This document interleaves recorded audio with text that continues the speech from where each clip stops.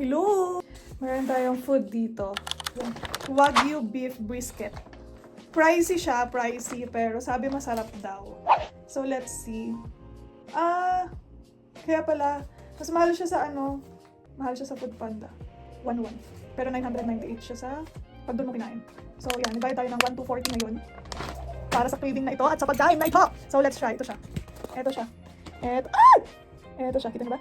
Ito, yan. Sensya na kayo guys, sa itsura ko.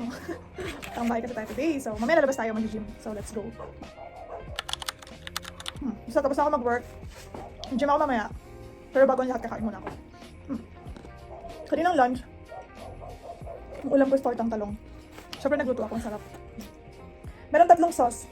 May tatlong sauce. Ito is lemon herb. Ito is parang toyo or something. Ganon.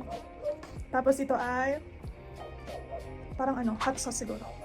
Original signature sauce. So, tikman muna natin yung parang toyo kineme. Wow.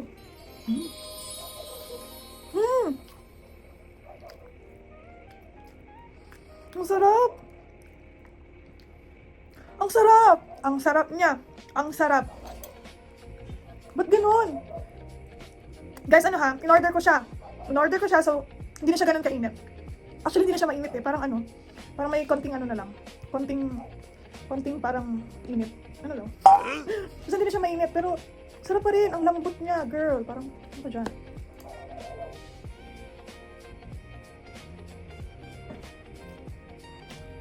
Sarap. Sarap. Ito yun, oh. Ano ba yun? Yun siya, oh. Ayan. Bongga, diba? Ang juicy niya. Ang juicy niya na parang, ikaw lang. Kung ma-explain, basta masarap mag-order na lang kayo. Try natin tong lemon herbs nila.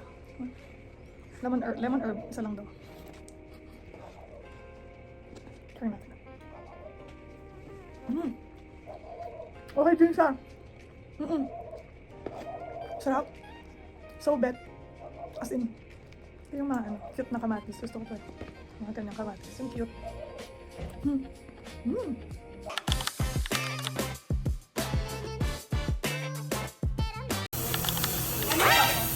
Yun lang pa.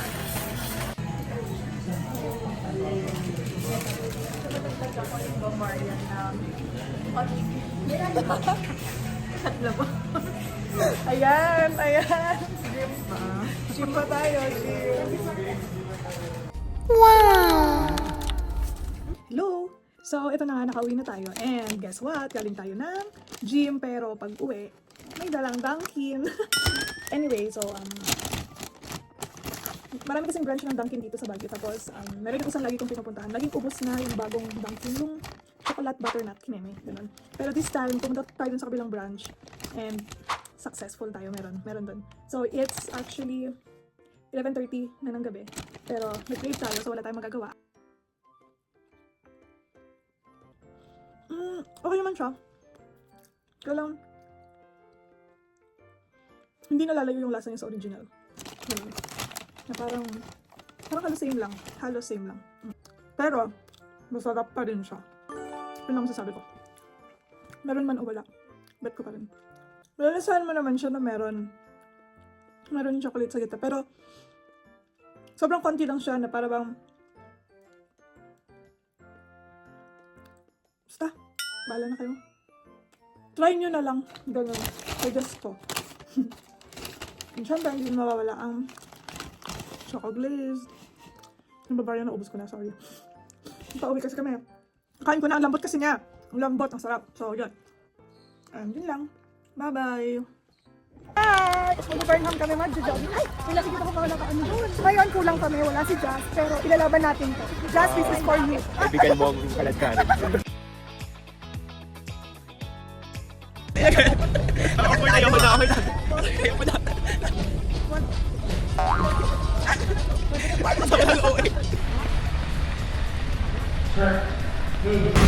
Let's go! Military cut-off. And ang dami ko nang nararamdaman.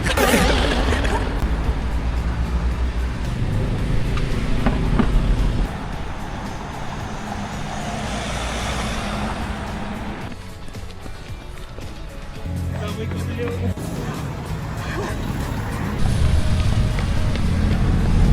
tayo kakain. Pero hindi ngayon.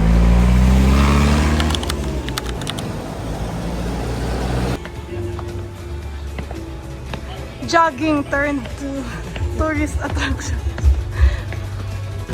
Jogging na SM. Hindi na alam kung ano ang inilabas namin. Takbo, gala, So, o kung ano man. Ito ata, oo.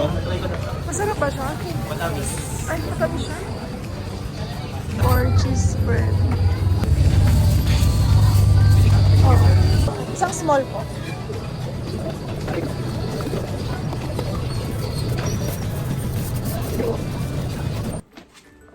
So ayun, kakatapos ko lang mag-run and hindi ko alam, paus na naman ako. Ito, yung nabili kanina. So ito siya, Aura Bella Bites? Aura Bella Bites. Ewan, tingnan natin kasi nga mukha nga siyang masarap. Ganyan siya. Feeling ko masarap siya kasi maraming nagsasabi na masarap siya.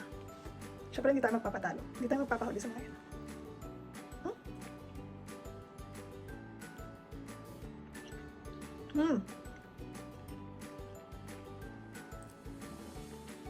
Ang lambot niya.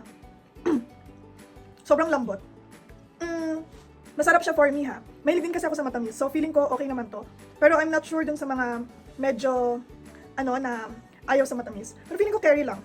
Carry lang siya. Hindi naman siya ganun katamis. Pero may tamis akong nararasahan sa kanya. Pero, ewan, gets ba? Basta masarap siya, masarap. And ano to? Pwedeng ibiyahe.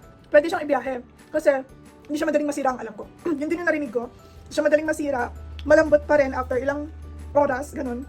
So pwede siyang ibiyahe. Nare-recommend ko siya na maibiyahe siya. So feeling ko maubos ko ito na sa upuan.